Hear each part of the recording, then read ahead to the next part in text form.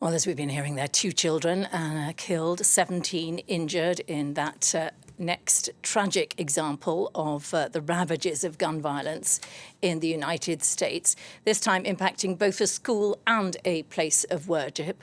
And we're going to hear now from a person who has lived through this type of experience. Andrew Goddard's son, Colin, was gravely injured in the gun attack at Virginia Tech in April 2007. He is now a director at the Virginia Center for Public Safety, which advocates for stricter gun laws. And he joins us on the line now from Richmond, Virginia. First of all, I want to thank you for joining us here on France 24, Mr. Goddard. Thank you so much for your time. You campaign for better safety on this matter, and there are so many areas of concern in these shootings. The availability of guns, how safe are schools, mental health, social media. So I think maybe if we try and take these separately, because I know you don't have a huge amount of time, what do you think, first of all, might be done to on the issue of access to guns, for example? Well, we should, one of the best things that could reduce the misuse of guns in situations like this would be licensing. If everyone in the US who wanted to buy a gun had to get a license, then we could delve into their background and find out whether they were likely to showing signs of being potential harmful. The licensing would be a big start. But I gather that the shooter in yesterday's killing was within Minnesota state laws. He'd had background checks. He was a legal owner of a gun. He had no prior record. How can that be made much stricter? Well, getting to every single person and knowing everything about their background isn't something that the government is very good at doing. We need help from the families, the people who know this person, to know that they are spiraling into some kind of a deep situation that needs help.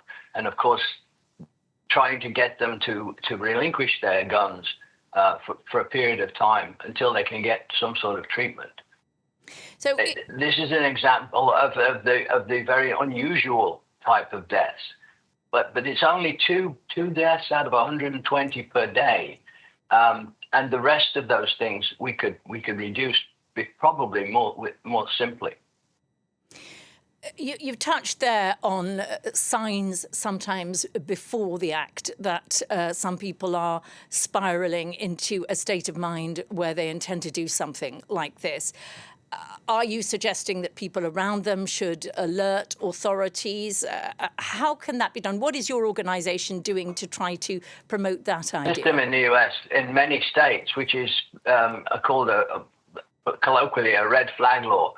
Families can ask the police to come and remove the firearms from people who they know are suicidal or who they know are showing signs of aberrant behaviour that could lead to their own harm, self-harm, or the harm of others. Those are not applied in every state.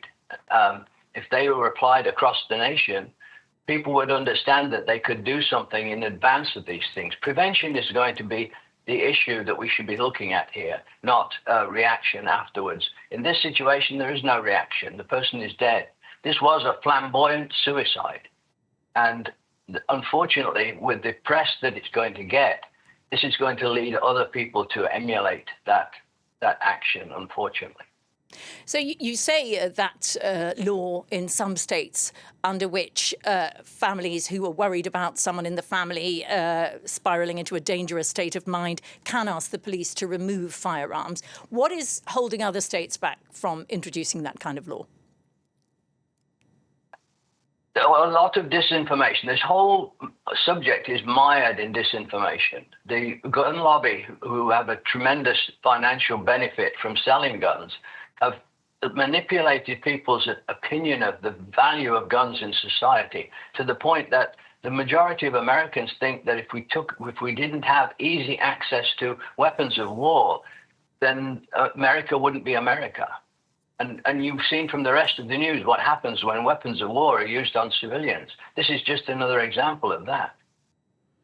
Yeah, there is this idea sometimes in the United States propagated by many politicians as well, as you say, perhaps with the gun lobby behind them, saying the best response to a bad person with a gun is a good person with a gun. And, you know, Congress has acted very slowly on this. Do you think Trump is likely to do anything different?